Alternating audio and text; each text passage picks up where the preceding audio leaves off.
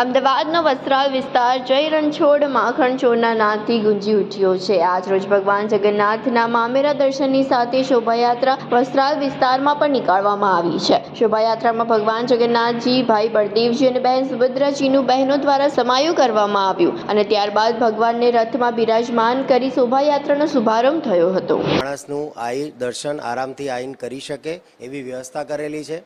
એમના માટે પ્રસાદ પહેલા 3 તારીખ માટે ખુલ્લો મૂકેલો છે અને 3 અને 4 જાહેર દર્શન માટે ખુલ્લું છે।